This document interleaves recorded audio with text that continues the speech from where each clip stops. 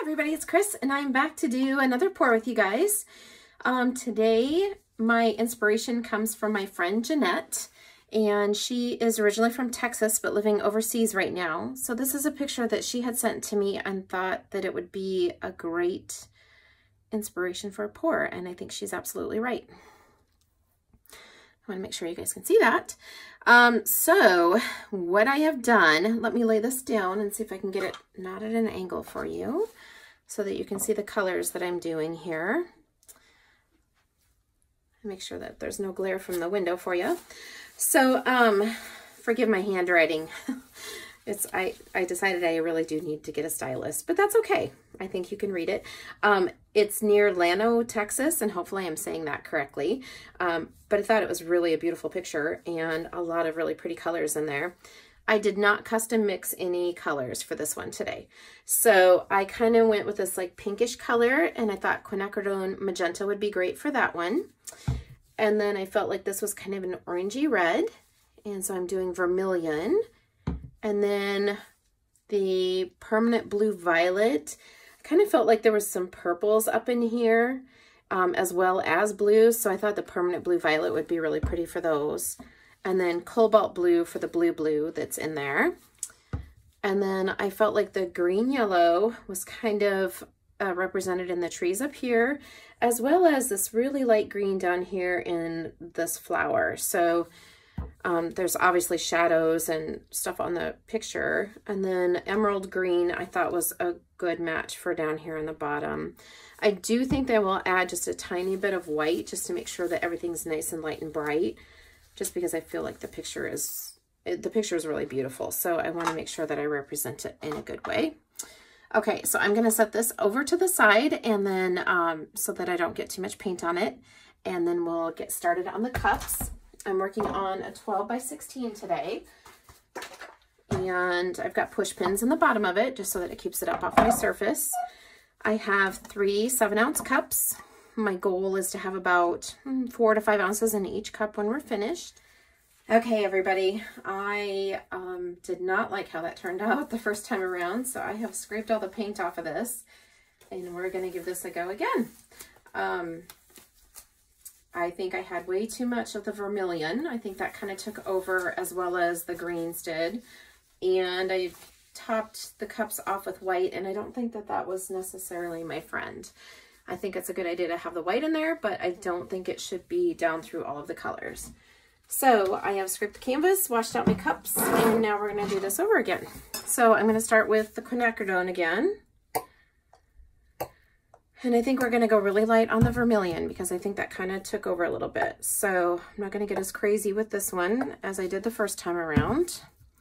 And then the blue violet. I also wonder if the blue violet is kind of reacting with my green. So hopefully having the blue in between will help a little bit too. And then I think just to give a little extra insurance, we're going to add just a tiny bit of white on top of this. Just for a little bit of contrast. And this time I'm just going to layer it in rather than pour it down through the middle of it. I don't want a lot of white because there really wasn't a lot of white in the painting, or in the picture that she sent to me. Okay, and this is the green yellow. And I think the green kind of took over a little bit too, so I probably should go a little bit lighter on that. And then we'll come back in with the magenta.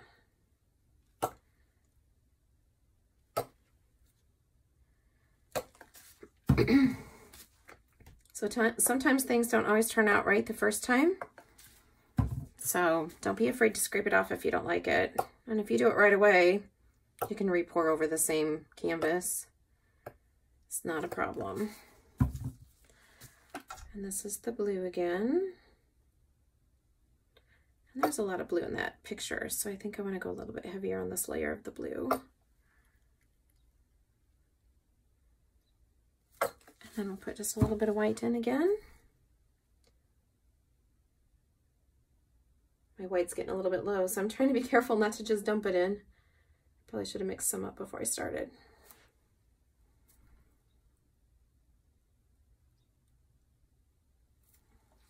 Okay, and then back in with the green.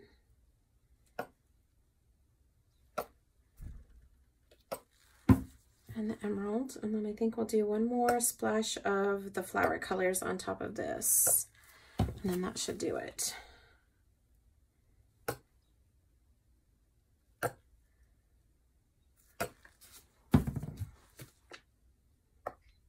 never worked with this vermilion before. It's a new color for me, and I don't know. I don't think it was necessarily my friend in this one, but we'll see. And then the cobalt blue on top of that, and then we're going to flip these over and see what we have. So let me get some paints out of the way, and then we'll continue.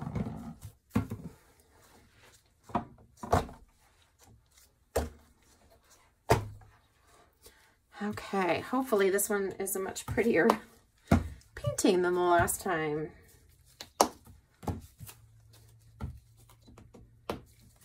It already looks better just from my cup flip, but we'll see.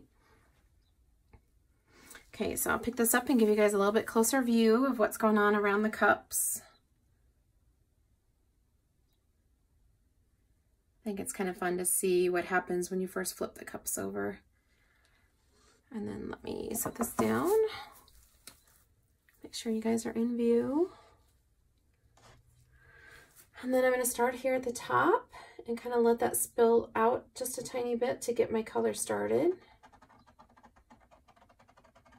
And I'm just going to slowly pull it down.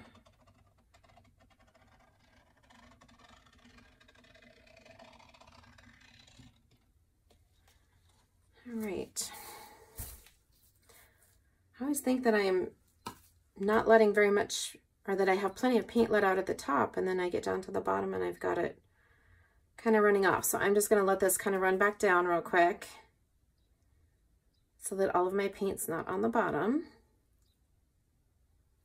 I can tell you it already looks better than the first time I did it, so this makes me happier. All right, that's a little better, and then we'll pull this guy off.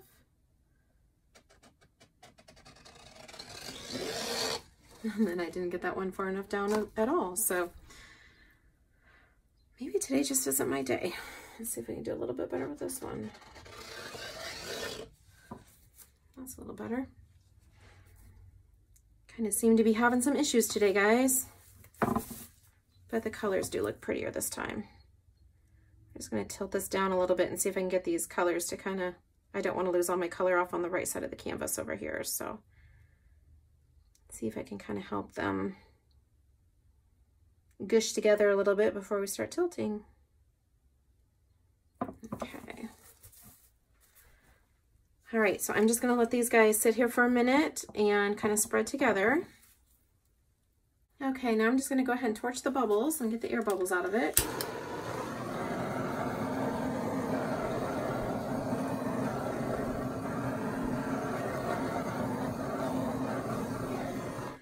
And let's hope we can keep this pretty looking when we start to tilt it, because right now it's kind of cool looking.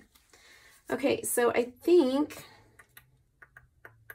we'll go up to the top here and see if I can fill in this part. So I'm just going to pick this up and kind of get the paint moving. I don't know that I'm going to be able to retain my lines on this one, but we'll see.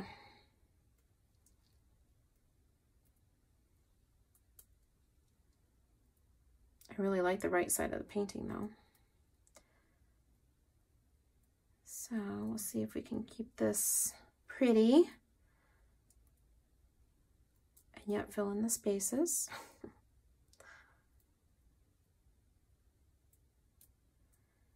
All right, I'm gonna see if I can kind of go over the top here and get all that covered, and then bring it back down. And then I'll just touch up that upper left corner with my spatula so that I'm not dumping a bunch of paint off just to try to cover. Okay. Just gonna kind of work my way back over here to the right and get some of the paint to cover this right end of the corner, or this right end of the canvas. I can feel it. I can see it's all dumping off the bottom, doggone it.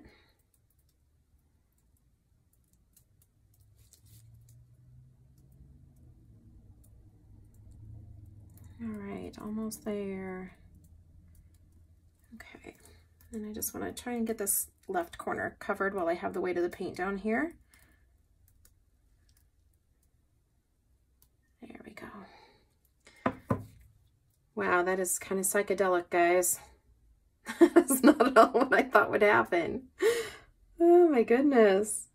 That's very bright. I would not have expected it to be that bright.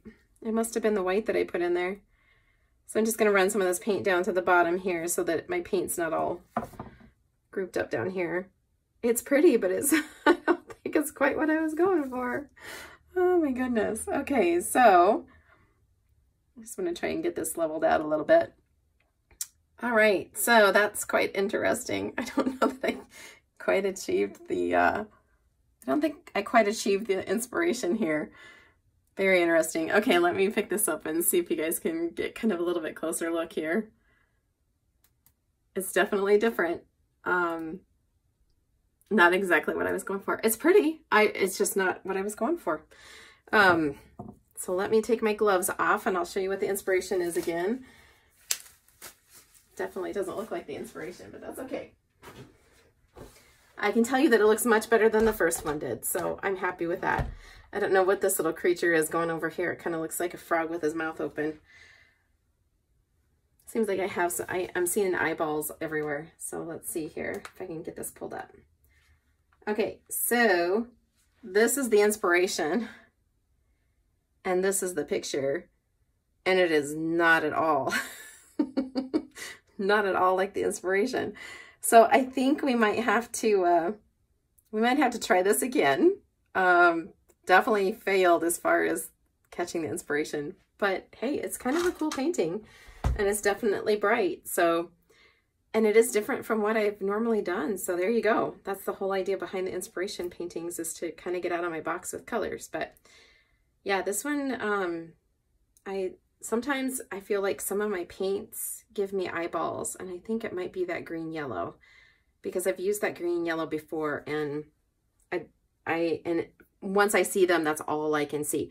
So now all I can see is just eyeballs, and I feel like that's like some kind of creature. So we'll hope that this dries a little bit differently. So, well, there you have it, guys. Definitely not a horrible painting, but certainly not what I was going for.